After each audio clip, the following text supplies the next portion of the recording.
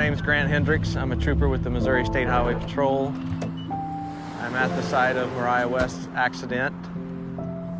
Mariah's vehicle traveled across this median and ended in striking the bridge that you can see behind me. When I got to the scene, her face was disfigured from sliding down the roadway. It's funny, the first thing I noticed about her was her shoes. Lying in the roadway in a large pool of blood, I noticed her shoes, and I thought, this is a young girl. That's the first thing I thought when I saw this. And at that point is when I noticed her cap and gown was still in her car. She was going to graduate the next day.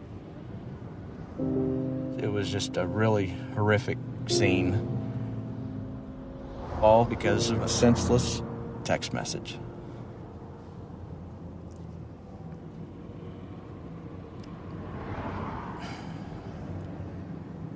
It's just sad.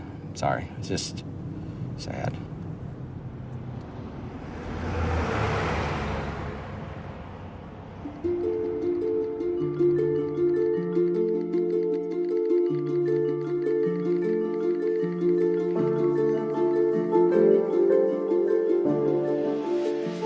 Ashley would text hundreds of messages every day. That was the way we kept in touch. We would definitely text more than we talked. Mariah was a multitasker extraordinaire. She could text better than anyone I know. She could be having one conversation with me, completely focused, while having a text conversation with somebody else. When you do something 7,000 times a month, you tend to learn where those 26 letters are. We would be at school, at home, movies, bowling, driving. Not even looking at her phone. Just simple, insignificant, useless bullshit, whatever it may be. About anything and everything. Just a way to pass the time. It didn't matter where we were constantly texting. This is my sister. She was looking at my message that I had just sent her. When she looked up, she had clipped the median on the left-hand side of the road. Her truck flipped, and as it was flipping, she was actually ejected through the driver's side door, and she landed in the ditch about 300 feet from her truck. People will tell you over and over again, it's not your fault. But knowing that you were the person that she was talking to when she was killed. Just knowing, having a highway patrol officer write in a report that a text message sent at 12:05 is the reason that she is dead is not something that will ever go away. If I could talk to her one last time, I would just say I'm sorry.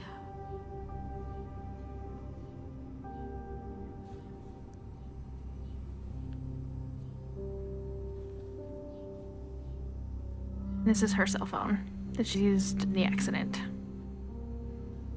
4 little letters. That's what killed her.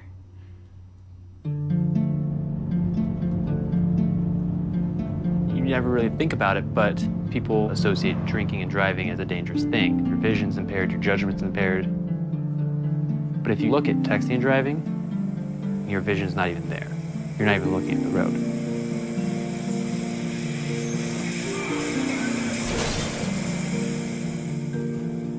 If someone would ask me to drive down the road and close your eyes for 5 seconds or 6 seconds, I would never even attempt that. But then if someone asks, read this text message and respond to that in about the same length of time, well, that would be no problem. I'd done that numerous times in the past before this accident. I was on my way home. I had my girlfriend in the car, and I'm just reading a text message, responding. I was looking up every couple seconds or so, like I always did.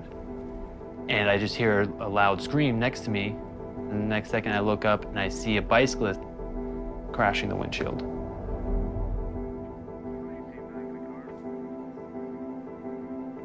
When I got out of the car, he didn't have a pulse, he wasn't breathing. He wasn't alive.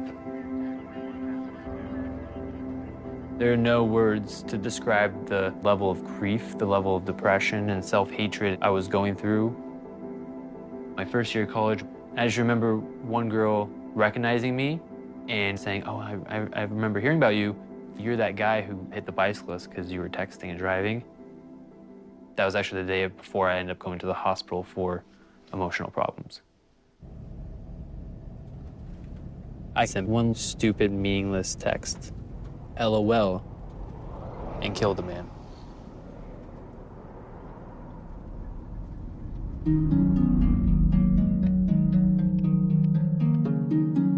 People don't realize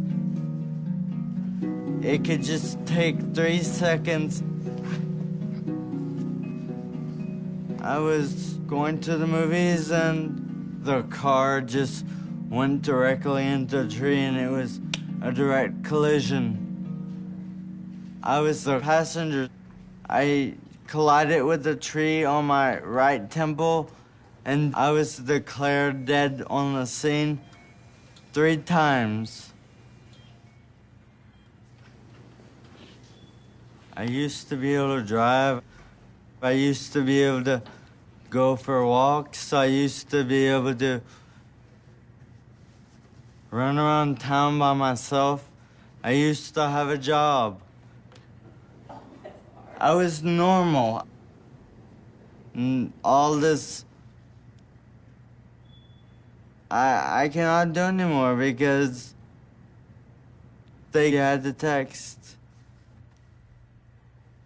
This is the text message that changed my life forever.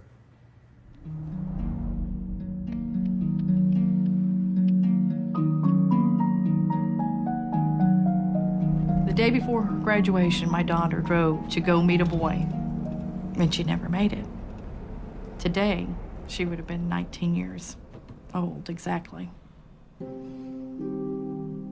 Mariah never wanted a minute to go by that she wasn't doing something. She wanted to do everything all at one time with friends and family and just having a good time. That's what she loved. Friends would tell me from school that, you know, the best part of the day at school was Mariah coming down the hall because she'd stop to give everyone a hug.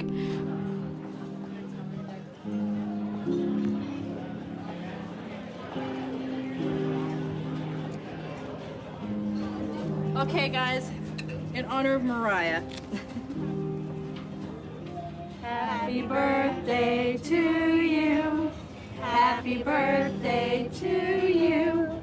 Happy birthday, dear Mariah. She met a guy who played baseball, and one evening she just spontaneously got in her car and said, "Hey, I'm gonna come watch his game." He was texting her to tell her directions of where she needed to go. And I guess she just looked away for too long. Where are you at, you know? Like that was it. One of her friends had no idea that she had been in an accident, so he kept texting. We ended up having to send him a text back to say, please stop. She's in critical condition in the hospital, and we don't know if she'll even make it. She always worked her magic, you know, and still to this day, without her being here, she's so much still a part of our lives every day. She was our sunshine. She really was.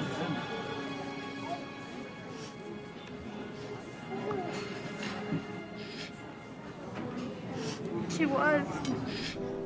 It's a simple text message. Where are you at? 3 simple words. She paid the ultimate price for her actions. I've had to do this more than once. Mariah is not the only victim that I've dealt with. And it never gets any easier. And it won't get any easier. What is worth losing your life over? That text message